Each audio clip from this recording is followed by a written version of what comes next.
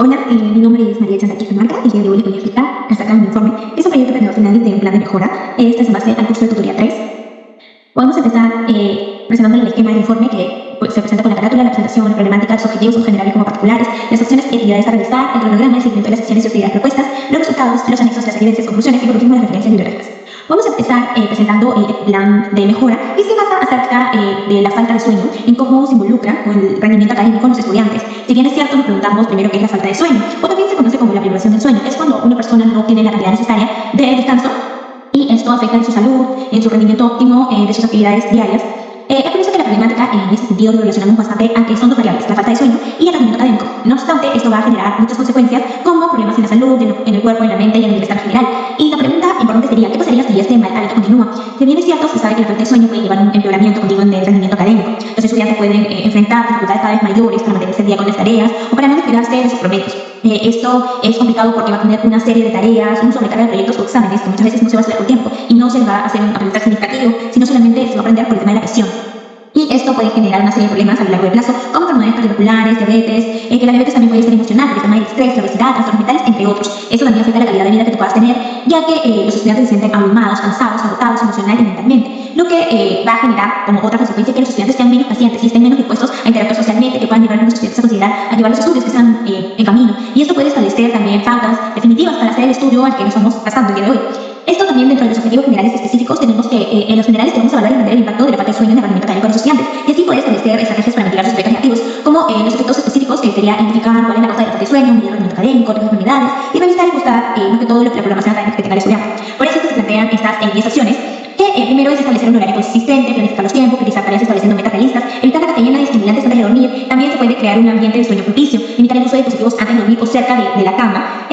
También se agrega a la lista de las tareas que hacer regularmente, practicar técnicas de relajación, evitar comidas pesadas antes de dormir, buscar apoyo y recursos profesionales en tu universidad o en tu casa de estudios. A través de eso hemos podido generar un cronograma para plantear que la meta sea solamente de septiembre hasta octubre, que resultados tenemos en un poco tiempo de 2 meses. En las acciones consisten en establecer un horario de sueño consistente, evitar la cafeína y estimulantes antes de dormir y practicar técnicas de relajación. Se sabe que en las primeras 5 semanas de septiembre se tuvo un manejo bastante de estas acciones y ya en octubre podemos darnos cuenta que ya se viene hecho de todo. Y como tenemos también que seguir las acciones y actividades propuestas para ver cómo vamos en el proceso. Así que las acciones para implementar han sido que se establezca un horario de sueño consistente. Esto significa que hemos estado en constante seguimiento de mantener un registro diario del horario de sueño durante al menos un mes, que ha sido de septiembre a octubre. Esto lo que genera es que anotes la hora que te vas a ir a la cama y la hora que te despiertas. Luego que se registre el horario durante el último mes, ha sido muy consistente, muy responsable en mantener el horario regular. Eso debería contribuir a la mejor calidad y duración del sueño. Y también se observa una disminución en la somnolencia diurna, que es una sensación de mayor alerta y enfoque durante el día. Y también el resultado esperado es que la persona experimenta una mejor calidad de sueño y de bienestar. Ahí como se evidencia la hora antes de dormir, la hora de despertarse, hay alarmas que controlan que la persona pueda tener esa calidad de sueño que necesita y que es básica y necesaria para todos. También tenemos otra opción que es evitar la cafeína y estimulantes antes de dormir. La acción de seguimiento es que se mantenga este registro de consumo de cafeína y estimulantes antes de dormir y de acostarse al menos durante 2 semanas y así poder ver el avance, cómo se está registrando y se ha registrado el consumo durante estas últimas 2 semanas, que ha tenido una disminución significativa al inicio, en septiembre. Ya luego en octubre se ha podido ver un avance. Lo que se quiere es que la persona experimente esa calidad de sueño, que evite los estimulantes antes de dormir. Por último, practicar técnicas de relajación, mantener un registro diario de la práctica de técnicas de relajación durante al menos un mes y a mejorar la duración y la frecuencia de la práctica, lo que lleva a que en septiembre ha sido casi constante y en octubre mucho más, y se ha observado la disminución de niveles de ansiedad y una mayor sensación de calma. Lo que se espera y lo que hemos obtenido es que la persona reduja los niveles de ansiedad y pueda contribuir al bienestar general tanto mental como físico.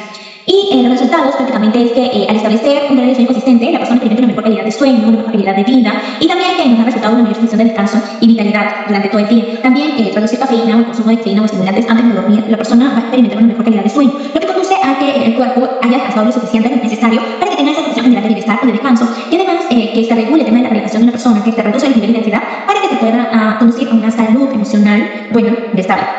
Y los anexos han sido prácticamente infografías en las cuales nos pueden explicar más acerca de las técnicas de relajación, la respiración o qué quizás podría tomar para relajarte, para poder controlar esos niveles de ansiedad. Y también hay algunas evidencias que son reales.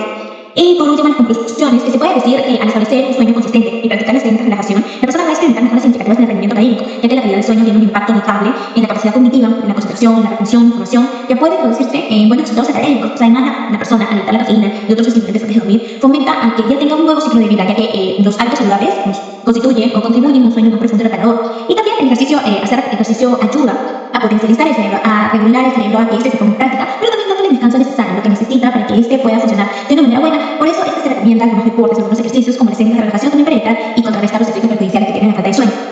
Y por último tenemos una referencia bibliográfica. Muchas gracias.